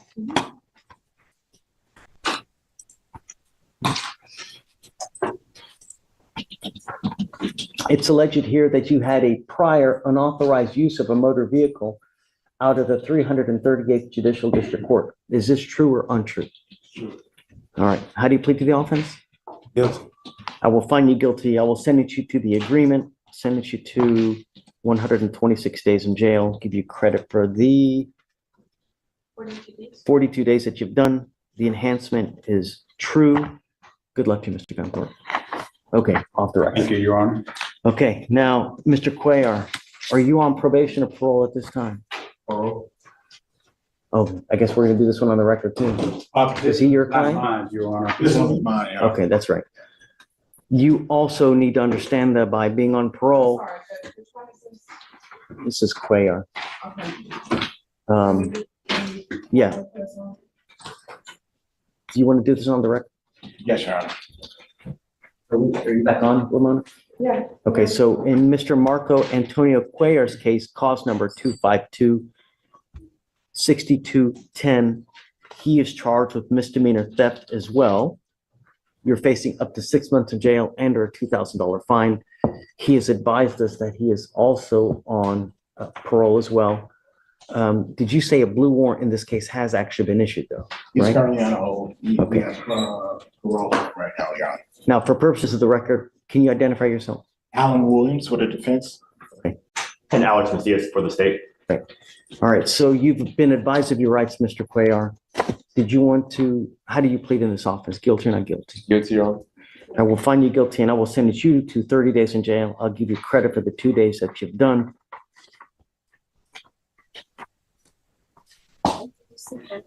It's enhanced as well? Yes, I have a copy here. Okay, it says here that you are enhanced with your attempted burglary of a motor vehicle out of county court at law number 5 from March of this year. Is this true or untrue that you had this? True. Okay, true to the enhancement as well. All right, guys, I wish you two the best of luck.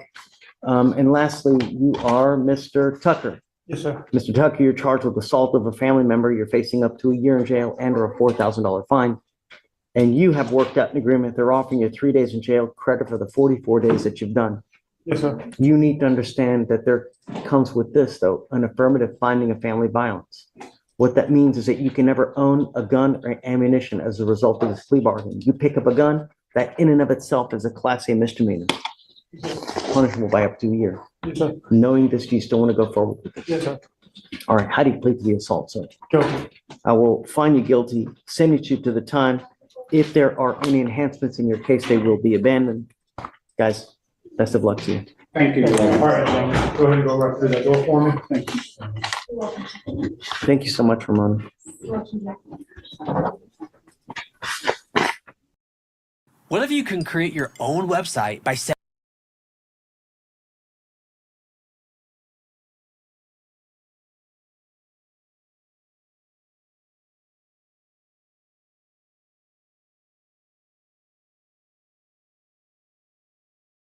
You don't not tell me how to do my job. Guys, relax,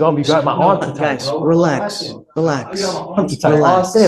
Grabbing me, how you grabbing me up? Now, you are Mr. Thurman, correct? Sir. Okay, Mr. Thurman, you know, I've never met you before. I don't know you. All I know is that you have picked up a case from out of state. And well, give me a second, and I will let you, but, you know, here, so you know, we're not disputing the underlying charge. We're not fighting it. None of that matters. What we really here are all about is identity, right? Are you this person? If so, how do we get you back to the jurisdiction that you're wanted from? So here it says that you are wanted from Michigan, Washtenaw, Michigan. Washtenaw County, yes. Yeah, Washtenaw County. And it says here that you're wanted out of there for armed robbery. So I know that you're going to tell me it's little bunnies jumping in the woods. It's not that big of a deal, yada, yada, yada. But my primary concern is public safety. We have enough death, dismemberment, and hysteria in Harris County as it is. And I don't want any more blood on my hands. You know what I mean? Yes, sir. Shh. So your lawyer is asking me to set you a bond, and I don't know, because if you're a public danger, I'm gonna have a hard time doing it. Right? Understandable, Your Honor. Oh, Miss Chisholm's not even here. She just jumped off because she was just up there. May I speak, Your Honor? Your lawyer's not here, Okay. so until your lawyer gets back, I'm not gonna let you go. I'm gonna bring you back out, but your lawyer's not here. I can't talk to you without your lawyer here. So I'll bring you back out here as soon as she gets back, and then we'll go right through the rigmarole again. Okay? Sorry, I didn't even realize she's not here. Mr. Thurman, you're back. Okay. So I told you before, two of my main concerns are, or my two main concerns are, number one, are you going to go back to the jurisdiction that where you're wanted from? And number two, most importantly, are you a danger to my public? I take public, safety. It's as important as my hair. You know what I mean? It's that important, right? Because I don't want anything to happen out there with my name attached to a bond. I try everything in my power to ensure that everybody's protected. And I see that you're wanted for a really serious case. It's an armed robbery, right? I mean, that's what you're wanted for. There's no denying it. That's what it says on the paperwork. He's on lifetime probation in Michigan. Lifetime, there's such a thing as lifetime probation? There is. Yes. Whoa. So that Kate, I'll let you do the talking. No, he did his time and he got out, and lifetime probation out of Michigan. So that's what's happened. I believe it got. So how on what would, aside from like a murder case, So he was what charged would with garner? murder twice, along with 2 armed robberies. I wasn't charged twice with no murder. It just shows up. It just shows up Oh, I was about to say, I wasn't charged Murder twice. along with armed robbery or aggravated robbery in our jurisdiction. He's placed on probation. Since that time, he's been charged in our jurisdiction with aggravated assault with a deadly weapon and felon possession of a weapon. In those, he had bond conditions when it started off, where he was ordered to have a GPS monitor. He has had multiple curfew violations on top of that noted. And so I do believe he's a safety risk, because even with literally an ankle monitor, he doesn't follow court conditions. And so I believe he is a safety and flight risk. And the fact that there was a weapon involved with multiple witnesses, some of them children, him threatening to murder them, is that I would be opposed to a bond being set. Also, it should be noted that because of the way the probation was transferred, I can't confirm, so I can't approach on it yet. But from what I see on the system is that he moved the probation to Texas, which means there's an ICA. But I don't have the documents, which is why I can't present them. If there's an ICA hold, he's ineligible for a bond, because that's an ICA hold. I don't have it, which is why I can't say. But if I get the documents. Interstate compact agreement. I understand. May I speak, Your Honor? Of course. Okay. After we talk about the probation, I'm at the probation, the GPS curfew wise, my judge knows all that was going on. So he knows every information and why I've been late. I have evidence of why I'm late. So he knows everything that's going on with my GPS. You're not supposed to be late. He knows why though. So I understand. That's why he overlooked. He said, okay, it's fine. He said it was fine. Quick question, is it a motion to adjudicate?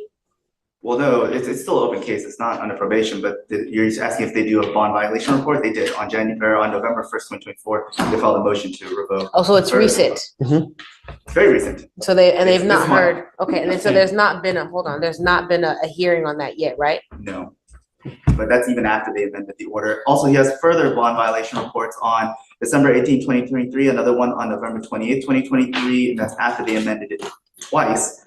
One moment.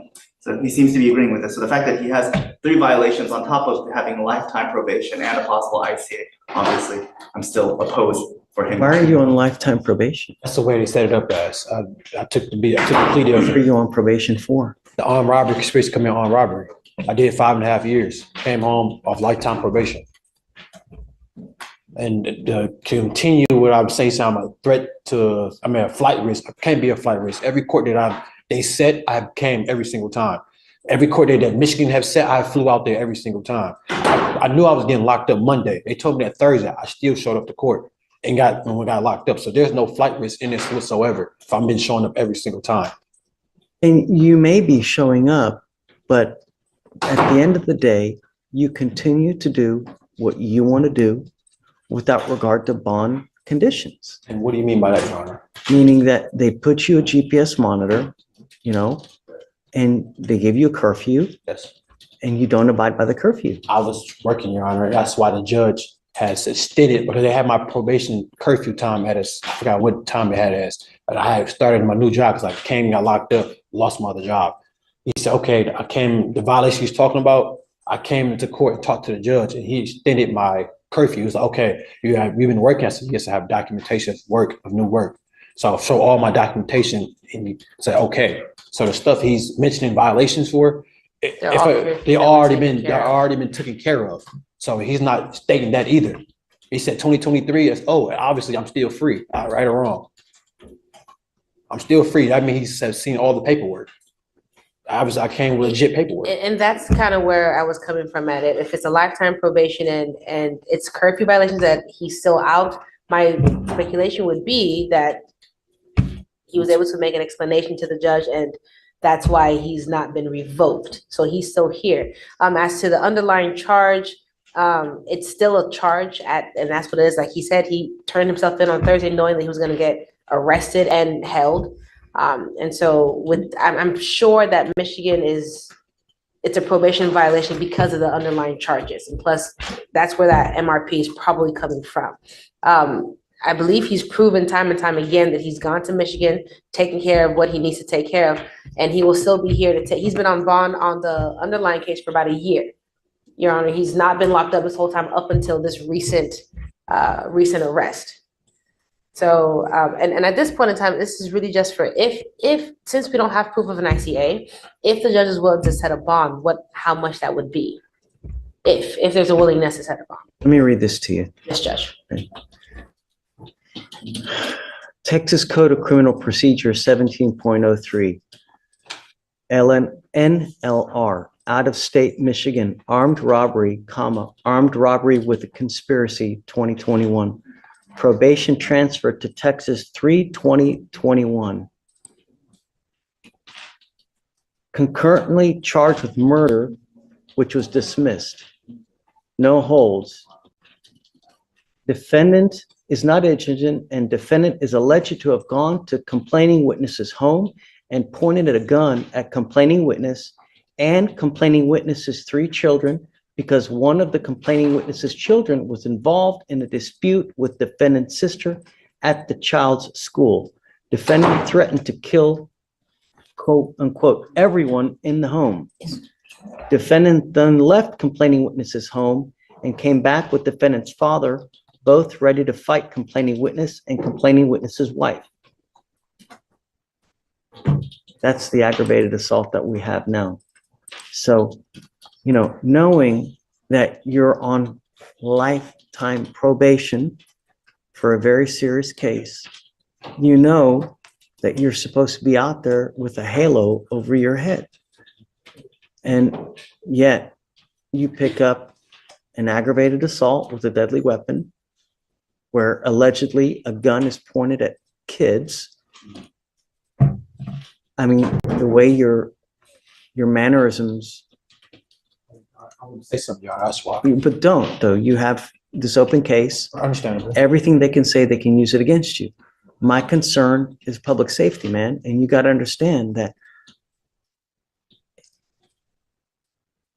I don't know if you're guilty of this offense or not, but the problem is bad stuff keeps happening to you for some reason. It's like sometimes people are their own worst enemy. They get out and then something happens and then they just end up picking up another charge. It's like a cold. You pick up another charge, you pick up another charge here, you pick up another charge there, you don't follow bond conditions here. Mr. Thurman, you scare me, man. Yeah, I scare you, Your Honor? Yeah. And I've been out for a whole year since this case happened, and this is my first time being into this courtroom again, and you're fearful whose safety if I've been doing nothing but right and working. That's not true. That has been true. I've been out for a year on bond and have not been to this no courtroom, but in Orange Jumpsuit, I should say. Your I courtroom, mean, anybody's you want courtroom. me to reward you for I'm being a saying, good but you say you're person? in fear. You say you're in fear for safety. That's what I'm saying. Like, who are you in fear of? I have not been into any trouble whatsoever. I've been squeaky clean. Just I bonded out.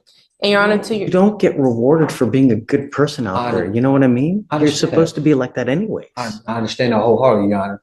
I'm just saying, when you say you fear, and I'm saying, how are you in fear if I've not been doing anything? That's showing you, that should show you some type of sign, like, okay, he's not been doing anything wrong. So where is the fear come to play? That's what I'm asking you. The fear is really because, you know, when people come here, it's little bunnies jumping in the woods, rainbows, gumdrops. And then when they get out there, they turn into different people. It's like Jekyll and Hyde. And I don't want that. Like, I don't want someone out there to suffer because we let you out. I let you bond out. You've got an armed robbery, you've got an ag assault. You continue to violate conditions on those bond, right? That shows me that you're not willing to abide by bond. I mean, quite frankly, you're lucky to even be out on those charges with the ankle monitor, and you continue to violate. Your Honor, you keep saying violate, like, if I was in violations they have on file, by the way. Those have been taken care of. Once again, you keep on saying violations, but they took care of. The felony court judge seeing I have proven, what's the word I'm looking for? Just proven, facts that this is why I'm late. I have a new job. I got fired because I got arrested from the other job. So I started a new job. For me having a felony in my position, and just call it what it is, a young black man with a felony, it's hard for me to get a job anywhere. So the jobs I do get, I take upon those. So it's hard. Any shift they open up for me, I'm going to take it and show my work ethic to them. So I let the judge know that. He sees that. He understands, like, okay, that's why you keep on bringing up violations. I have to work. I have to eat. I have to have a house to live in, like anybody else here.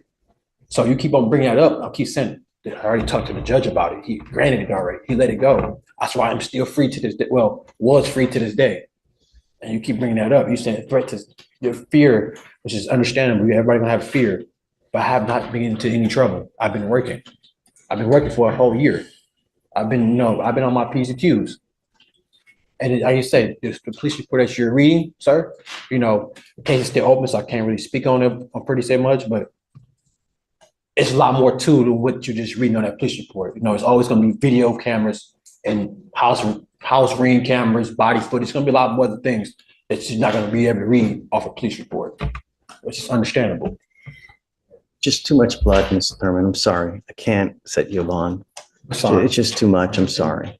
Hey, this isn't. Do not walk away. This isn't. I said, okay, it's fine. Really, I understand that you're hurt, Mr. Thurman, but look. I've been doing my best, Your Honor. And y'all sit here telling me I'm the bad guy, and I've been doing nothing but my best of my abilities, working, staying out of trouble. And you're a threat, and I'm a threat to society. Really? For a whole year I've been out, and they just not issue a warrant for me just now recently, and I come and turn myself in, and I'm a threat to society. And people, you fear me for what? From turning myself in and show you that I'm not running for nothing. I'm not running for anything. I'm innocent, and I'm coming to show you I'm innocent by turning myself in.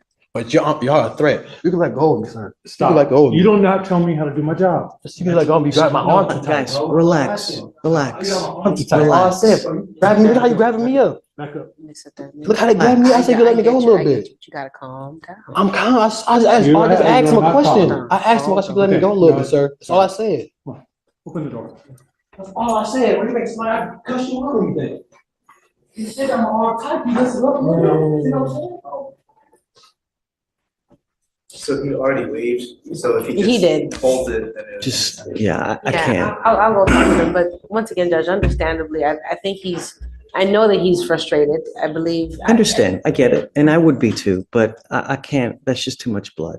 It's too much. It looked like there was. Even, what I'm going to tell you, even if he didn't have those bond violations, I'd still be very hard pressed to even, No, and I was curious because when you brought it up, it was a little bit older, and so I was wondering why. Do are they going to come get him? I'm not gonna get him. I was trying to figure out why now, and they were just having back and forth. But here's the problem. So He hasn't made bond on those cases, so we're sitting anyways. Yeah. He has not? No. He said he did. No, he's not made bond on those cases. He's He's been basically, in jail for a year? No. he may have, but they revoked the bond. Ah, Yes. So he's sitting there, and I There you go. didn't have the heart to tell him right now that the 14 days is not gonna apply. Yeah. Because I gotta do that. Well, I will, really. I would I imagine. will, I'll let him know. I'd imagine it's gonna get resolved, because it's one of those, it's a bizarre, so we revoked, Harris County revoked because Michigan revoked because it was charged with the ag assault. So it's a chain of events, because the only thing the court sees is that they revoked on the probation, which was caused by. Please let him events. know that the 14 days hasn't kicked in and it will not. It will not kick in. Resolves. Right. And either he resolves the cases. So which one does he need to resolve first in order for? Well, for the felon possession of the weapon, there's, hold on, I don't want to. Is there an offer? No, it's going to trial. That's why it's been reset out. It's been set for jury trial at least. Four times. 4 times. 1, Yeah. 2, 3, 4, 5. Yeah. 5 times, Judge. Next time is January 6, 2025. But he's held on 55,000 bond for the ag assault and 55,000 for the felon possession. So he has to come up with 110,000 for. Wait a second, so So it doesn't matter what you did today. can't, even if I gave him a bond today, he would still have to make those bonds. 110,000. So my question now is, when did that warrant for the felonies pick? Because he's saying he's been out for a year ever since this I'll ag explain assault got picked up. I show a remand defendant custody on November 18th, but I don't know what the previous. So the only reason why his felony bonds got revoked was because Michigan revoked. Oh, no, it doesn't, but we don't know that for sure. Yeah. Because there's no notes that reflect why they revoked the bond. It just says court directive remand defendant to custody. Let me see if they give an explanation. Hold on. Okay. It's remand custody, violation report, but that's not a revocation. Yeah, because. It's a violation report from Michigan? No, for me, so remember when.